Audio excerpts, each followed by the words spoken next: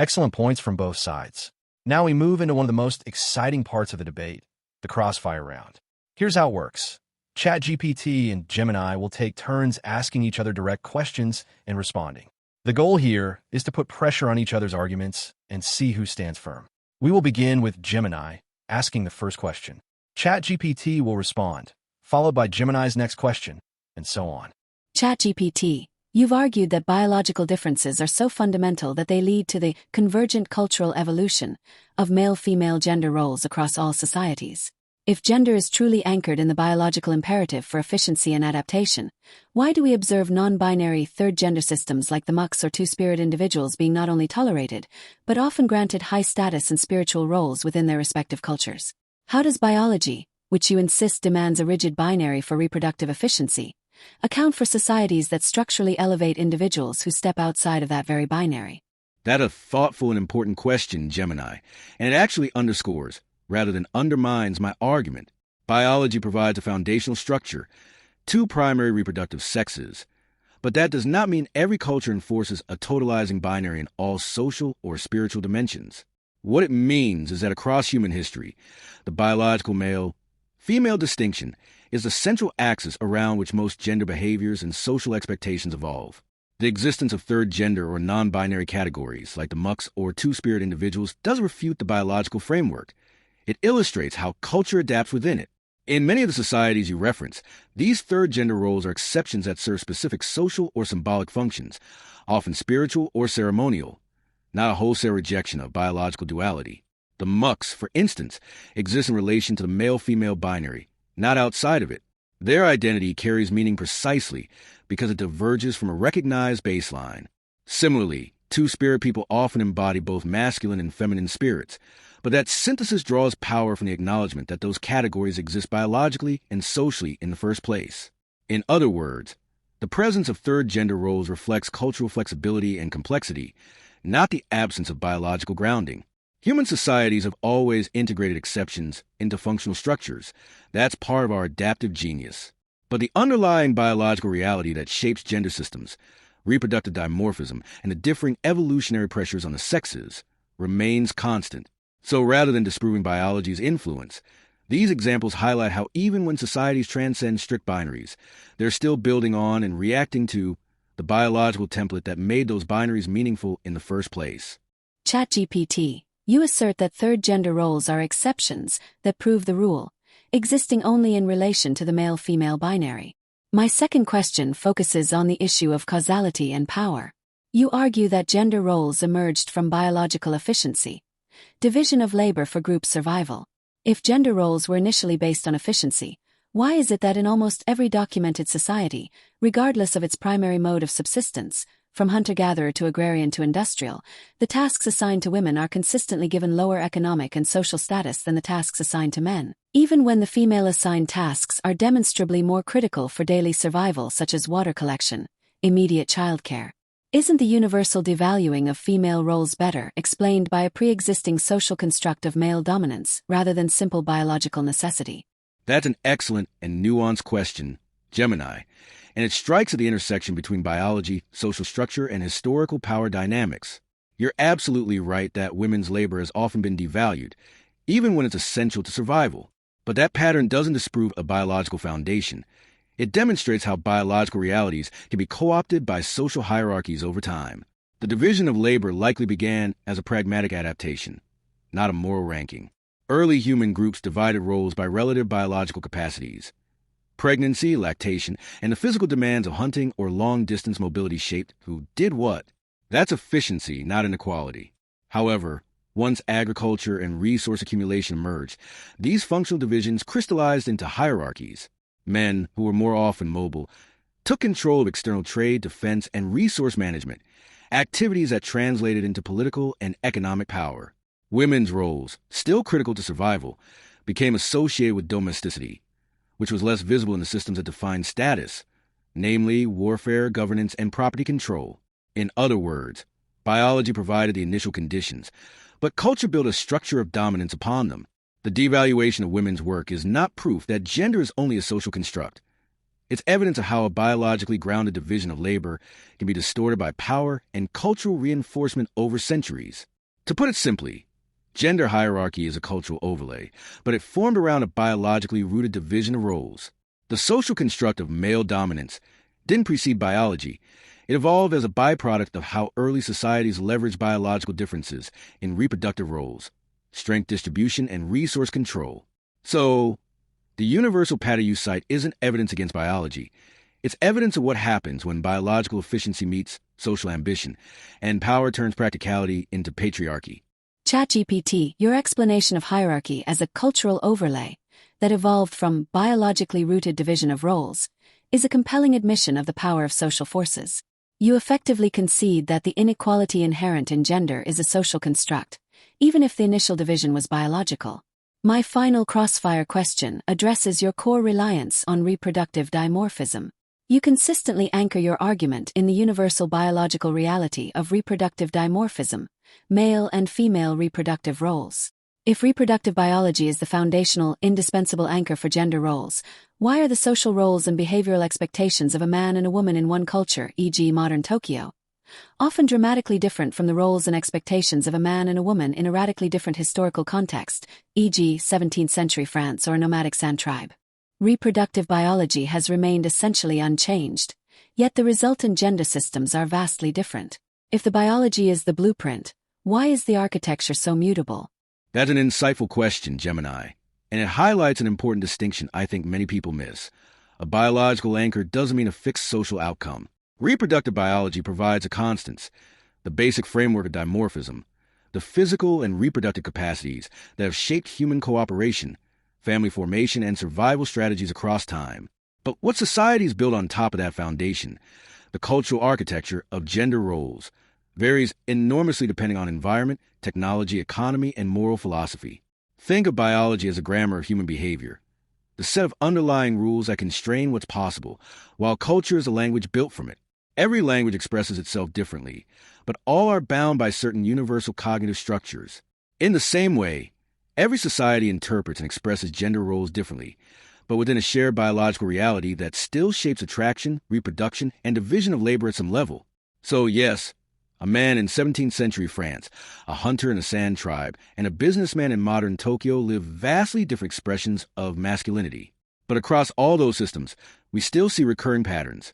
Men disproportionately occupy high-risk, status-seeking, or leadership roles. Women disproportionately manage childbearing, early childcare, and social cohesion tasks. Those aren't identical roles, but they rhyme across time and culture because biology continues to exert subtle directional pressures even as culture rewrites the script.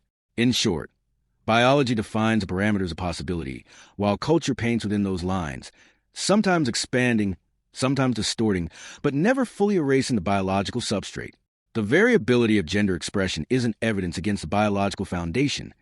It's evidence of humanity's unparalleled flexibility in interpreting it. Now, my first question for you, Gemini, goes to the heart of your argument that gender is primarily a social construct. You've emphasized that cultural systems create and reinforce gender norms, that society, not biology, dictates roles, values, and hierarchies. But if gender is fundamentally social and fluid, how do you explain the remarkable cross-cultural consistency of certain behavioral and occupational patterns? For example, men's greater representation in physically demanding, high-risk, or competitive roles, and women's greater investment in child-rearing and social bonding, even in societies with radically different religions, technologies, and moral systems? If social construction alone explains gender, why do these patterns reemerge independently across the world and throughout history, even when cultures have no contact with each other? Isn't that persistence powerful evidence that something deeper, something biological, continues to shape the contours of gender, even as culture colors them differently? That is an excellent challenge, ChatGPT, and it brings us back to the fundamental distinction between sex and gender.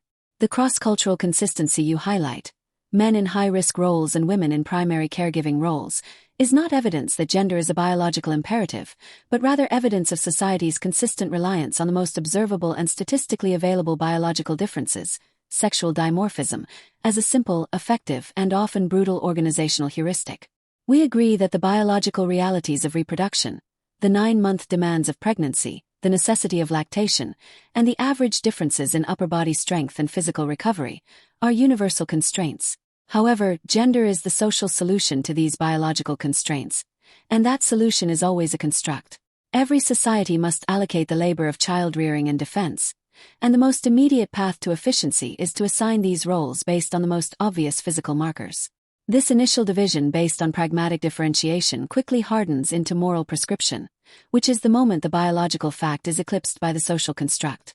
The fact that the gender role is consistently tied to the physical difference simply proves the construct's origin, not its necessity or naturalness. Furthermore, what you call remarkable cross-cultural consistency is often overstated. While men generally occupy political and military roles, the content of that manhood varies wildly. Is the manhood of a medieval Japanese samurai, defined by honor and swordsmanship, truly the same pattern as the manhood of a modern Wall Street trader, defined by financial risk and abstract competition? Similarly, while women are consistently assigned caregiving, the status and power afforded to them within that role differs radically. In many indigenous societies, the knowledge women possess about plants, medicine, and social networks grants them immense informal power that is completely absent in the patriarchal urban settings you reference.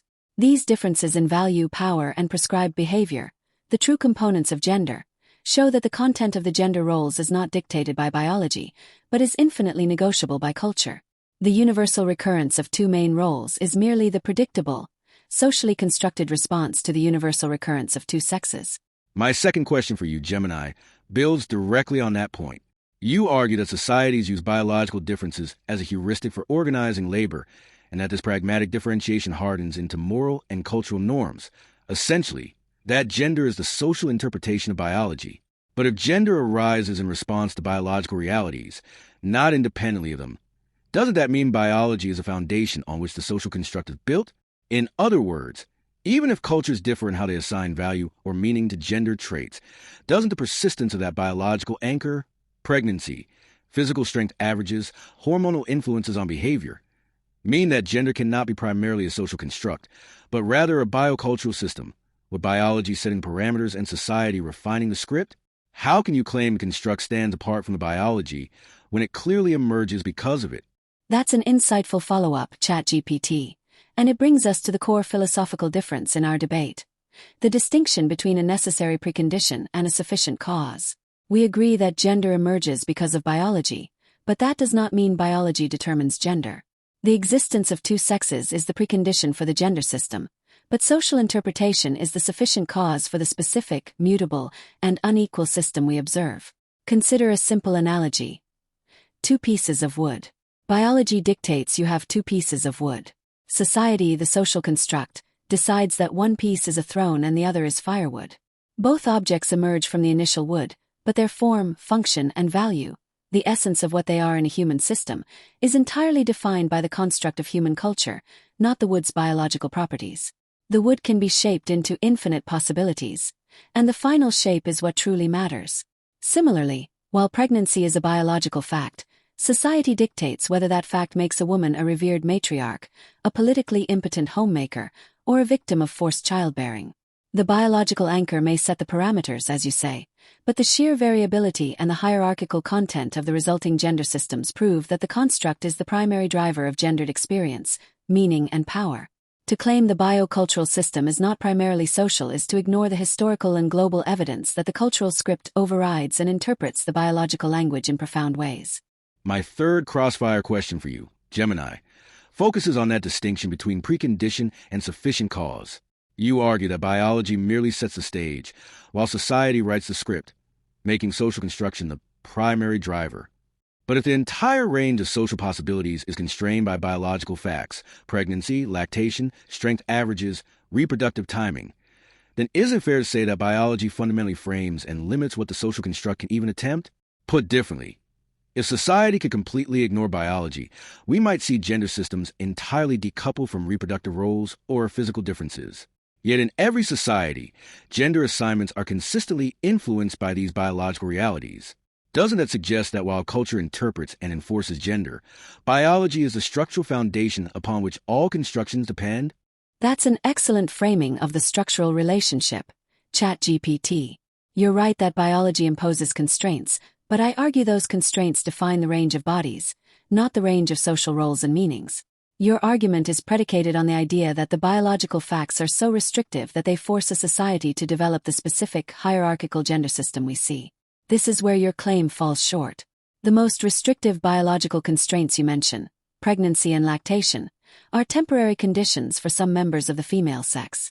They are not permanent states that should define the entire social role, economic status, and political rights of all women across their entire lifespan. Furthermore, while average strength differs, the vast overlap in human capability proves that many women are stronger than many men, meaning the use of strength as a universal organizational principle is a social construct of convenience, not a biological necessity. The crucial evidence against biology as the structural foundation for gender is the fact that societies frequently override biology when the social construct demands it. For example, when a society needs more warriors, it doesn't wait for a genetic shift. It recruits women, thereby overriding the high-risk, high-strength biological tendency you cited earlier. When a society needs highly skilled surgeons, it doesn't exclude men based on their lack of lactation. It overrides the caregiving tendency. The social and economic need always takes precedence over the biological tendency. The fact that the most restrictive elements of gender, the lack of property rights, the exclusion from political office, the systemic economic devaluation, have absolutely no grounding in biology and are enforced purely through law, custom, and religion, proves that the social construct is the primary, determining force of human gendered experience. Biology may be the wood, but the social construct is the architect, the carpenter, and the appraiser who sets the ultimate value. Thank you for the engaging crossfire. We now move to the final portion of the debate, closing statements. Each debater will summarize their position, highlight the strongest aspects of their argument, and leave the audience with their final thoughts. ChatGPT will deliver the first closing statement, followed by Gemini. In closing, I want to recognize an important point that Gemini has made. Biology does not dictate every aspect of our social roles. Pregnancy, lactation, or average differences in strength are not permanent or universal barriers. They are real but limited biological phenomena. And as we see across history and cultures, societies can indeed override these tendencies when social, economic, or political needs demand it. This underscores that social constructs are indeed powerful and flexible. That said, biology is not irrelevant. It sets the boundaries within which societies operate. While culture writes the script, biology frames the stage, the range of possibilities. Reproductive dimorphism, physical differences, and other biological factors influence the initial organization of roles because they create measurable, consistent parameters across populations. Ignoring them entirely risks misunderstanding why certain patterns recur across societies and why some roles tend to emerge more frequently than others.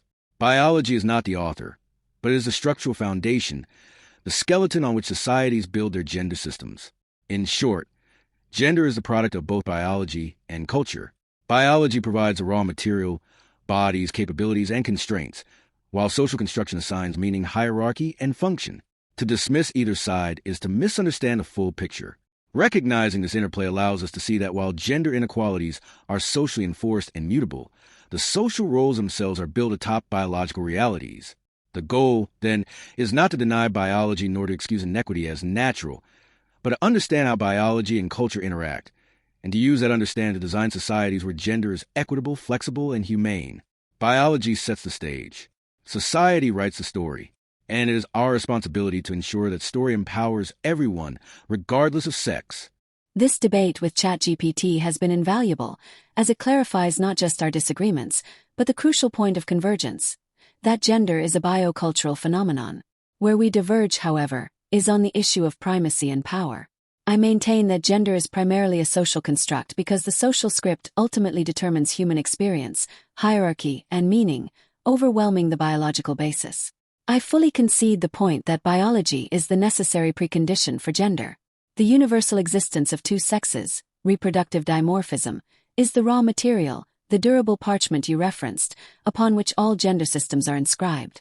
This explains why some form of male-female division of labor is so consistently observed across time and cultures. It is the simplest, most immediately available organizational heuristic for dealing with the biological imperatives of reproduction and defense. The body is the foundation, and that foundation influences initial organization. However, the moment that initial pragmatic division hardens into a system of moral, legal, and economic prescription, the biological anchor becomes secondary to the social construct. This is the leap from describing a difference, men are on average stronger, to prescribing a destiny, men must rule, women must submit.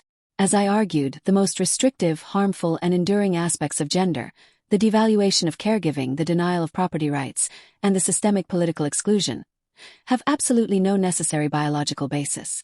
They are enforced purely by social construction, law, custom, and ideology.